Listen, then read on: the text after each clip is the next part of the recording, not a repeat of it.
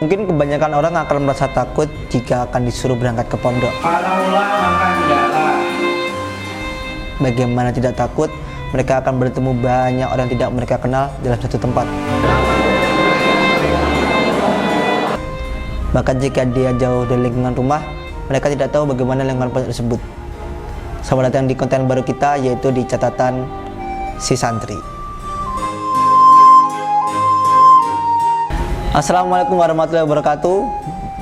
Perkenalkan, nama saya Ahmad Gagas Arfian Duta. Saya akan menceritakan kisah saya yang sekarang berada di pondok. Langsung saja kita masuk ke bab pertama. Manusia adalah makhluk sosial, sehingga kita pasti berinteraksi kepada orang lain. Bahkan jika kita punya tujuan, kita pasti melibatkan seseorang dalam tujuan kita tersebut. Seperti halnya kita akan makan, biasanya kita makan membutuhkan sepiring nasi. Jika kita hidup sendirian, kita pasti akan kesusahan dalam menanam padi. Karena itulah kita membutuhkan yang namanya seorang petani.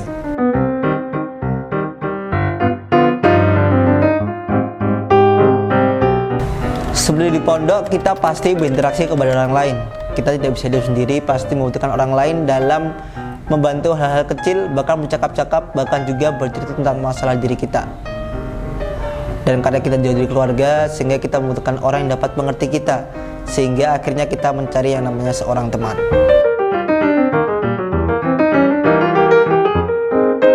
Teman adalah seseorang yang dapat menerima kita tanpa melihat background kita, baik dari suku, ras, maupun budaya. Dan inilah di pondok kita dapat bertemu berbagai macam karakter orang dalam satu tempat, sehingga aku bisa membedakan bagaimana teman di pondok dan teman di rumah. Setelah aku berada di pondok dalam beberapa waktu dan bertemu dengan berbagai macam karakter orang, akhirnya aku bisa membedakan bagaimana teman di rumah dan teman di pondok. Teman di rumah itu berbeda sekali dengan teman di pondok, di mana kita hanya bertemu sebentar saja, bahkan paling lama cuma beberapa jam. Kita bertemu untuk bercakap-cakap, nongkrong, bahkan melakukan hal-hal biasa yang kita lakukan di rumah. Berbeda halnya di pondok, kita akan bertemu dengan teman kita setiap saat. Bahkan jika kita punya teman sekamar, kita dapat bertemu dengannya selama 24 jam, sehingga kita harus mengerti satu sama lain. Karena kita jauh dari keluarga, sehingga kita membutuhkan teman yang kita anggap saudara untuk tempat kita berbagi hal bersama.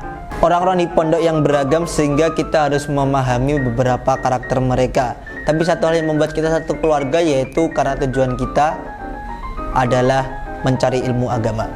Karena tujuan inilah kita merasa menjadi dekat, sehingga kita merasa menjadi sebuah saudara dan keluarga. Bahkan ketika kita membutuhkan, mereka akan selalu berada di dekat kita.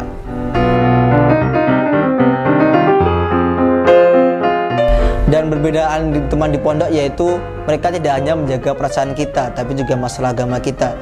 Contohnya ketika iman kita lagi rendah, mereka senantiasa akan mengingatkan kita dan membantu kita dalam membantu meningkatkan iman kita.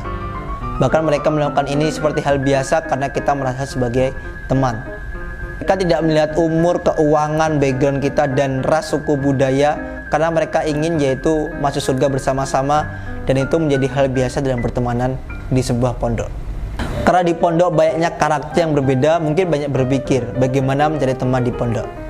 Seperti yang kau katakan sebelumnya, karena kita memiliki satu tujuan yang sama, akhirnya kita lebih mudah berinteraksi, yaitu memiliki tujuan mencari ilmu bersama.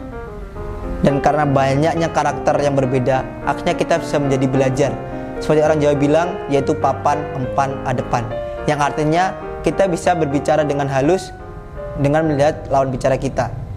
Seperti aku ingat teman, dia pernah berkata, tidak semua orang itu harus menjadi batu, tapi ada orang yang harus menjadi air. Maksudnya itu dia berkata kalau kita harus menyesuaikan dengan orang, tidak semuanya harus keras, jadi kita dapat mudah dalam berinteraksi. Kesimpulannya yaitu kita sangat membutuhkan teman di berbagai tempat. Seperti tempatku sekarang, yaitu di pondok, karena kita jauh dari keluarga dan jauh dari lingkungan rumah kita. Karena kita membutuhkan orang yang dapat kita berbagi rasa. Karena kita mempunyai satu tujuan, sehingga kita akan merasa bangga jika tujuan itu dapat dilakukan bersama-sama. Terima kasih. Alhamdulillah, jazakumullah khairah. Kita akan bertemu di konten selanjutnya, tetap di catatan si santri. Wassalamualaikum warahmatullahi wabarakatuh.